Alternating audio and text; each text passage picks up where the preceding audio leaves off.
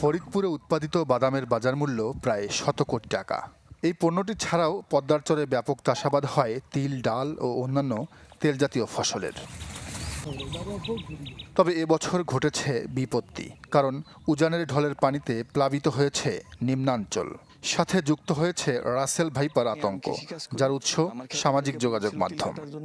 তিল কাটতে লাগছে, এর মধ্যে ওই রাসেল ভাইপার দেখছি, বড় একটা রাসেল ভাইপার দেখে সেকালে কিছু বলে নাই, বললি বোধে ওই পুরেরটা খেতে থাকবে না, দেখে সে বলে নাই কিছু।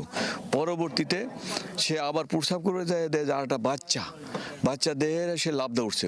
সাপ বাইরে গেছে, সে সাপ পাওয়া যায়, মানুষ মারা যায়, কামড় দেয়, ই করে। রাসেল ভাইপারের ভয়ে বাদাম ও তিল তুলতে রাজি হচ্ছেন না শ্রমিকরা, ফলে ক্ষেতের ফসল নষ্ট হচ্ছে খেতেই। 100% কপার কন্ডেন্সারে তৈরি ভিশন ফ্রিজ, তাই গুণে মানে অটুট থাকে বছরের পর বছর। সাপের ভয়তে কোনো মানুষ মাঠে যাইতে তারা ভয় পায়, যাইতে পারে না।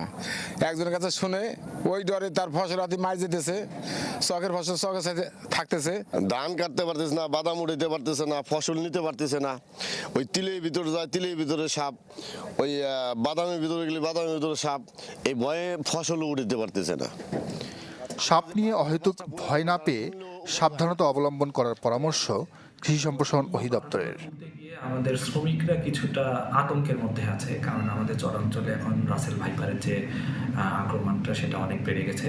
তো আমরা শ্রমিকদের এবং কৃষকদের সবাইকে পরামর্শ দিচ্ছি, যারা যেখানেই যাচ্ছেন তারা যদি গামবুট পরিধান করে তাদের কাজগুলো করেন, তাহলে রাসেল ভাইপারের যে ভয়টা, সেই ভয়টা তাদের কোনো ক্ষতির কারণ হবে না। জেলায় এবছর ৪,৫০০ হেক্টর জমিতে বাদামের চাষ হয়েছে। Desk report, channel 24।